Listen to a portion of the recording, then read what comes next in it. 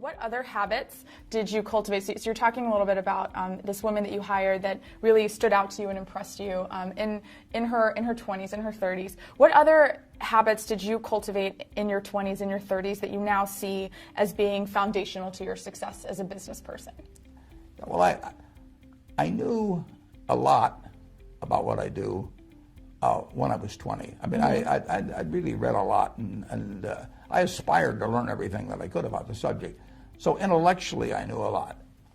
I did not know a lot about human behavior. I mean, that you can't learn really out of reading books, but it's very important to understand people. And I say to the students, you know, just imagine you could buy, or you could be given 10% of the future earnings of one person that you know among everybody you know.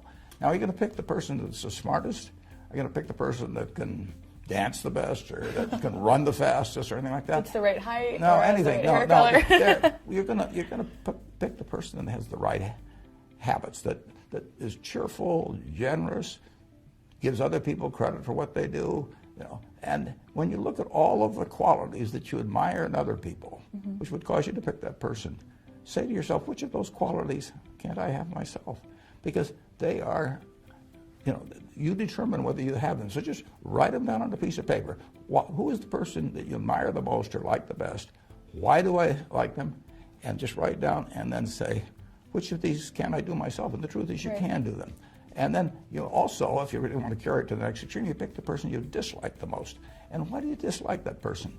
You know, and you know, they're never fair about things, basically. They always claim more credit than they're due and everything. And write down those qualities and say, if you dislike that in some other person, why in the world would you want to have those yourself? So you just get rid of those. And it's a pretty simple thing to do. But you want to be the person that if you could pick your best friend, you know, that you would have the same qualities. Wow, that's a really, and I think that's a new approach to this concept of professional development that I'm sure our members are really enjoying right now. One question: you can't change your IQ. You can't change how high you can jump or all of those things. But if you look around the world at the people that succeed and the people that other people want to work with, the natural leaders, it isn't because they have the highest IQ or they can kick a football the furthest or anything like that. They're people that you want to work with. I mean, I've got a wonderful friend named Tom Murphy. You know, I would do anything for him. You know, he's never going to ask me to do it, but I mean, I want to. But I want to do it. I mean, I want to do it. I mean, he's done so many things for me, and you know, he didn't have to pay me to do it or anything of the sort. That's what you want to. You want to look for that, and you want to be that. Who is one person who you have met recently who's really impressed you, and what about them really stuck out to you? Well, it's interesting. I'm going to meet Chelsea Clinton in about a week, and I'll bet I would give that. I'll bet after I meet her, I give you that answer. Chelsea. I'll predict that. Yeah. No, that's a good question. Obviously, I've hired now these 3 people in the office, and they must have really impressed me. Because we don't hire very many people. No. Right. No. And one fun question that's come from Twitter is, if you could pick one person, you know, living or not, to have dinner with, you know, tomorrow, who would you choose and why? Well, it'd be my dad and my wife. Yeah. That's great. What are you currently reading? What's on your book stand right now? Well, my book stand has about 100 books piled up. I love to read.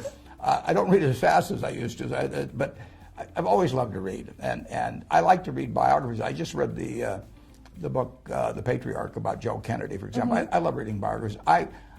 If you get one message from our talk today, read Katharine Graham's personal history. It's a remarkable story. It's about a woman who lived an incredibly interesting life in all these positions. I mean, she was seeing the world, a very interesting world from the most interesting perch. And the amazing thing about it, it's totally honest. It's a totally honest book. When I read the galleys of that book, I called her after I read it, and I said, I've got just 2 things to say to you, Kay. I said, you wrote the book, I hoped you'd write. And then I said, I'm never going to try and write a book because yours is too honest. I said, in my book, I want to look like Arnold Schwarzenegger. And, you know, I am not capable of writing an honest book. So you set a standard I can't meet.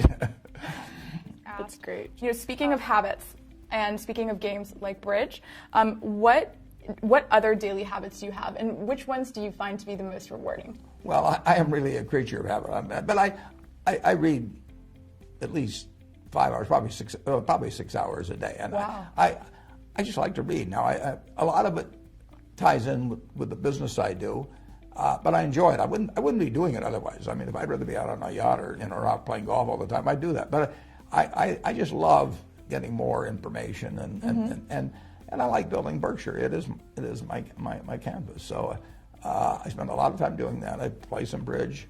I talk to my friends, and I pretty much don't do anything I don't like to do. I'm very fortunate in that. I mean, I really don't have to do almost anything. I mean, right. you know, I don't.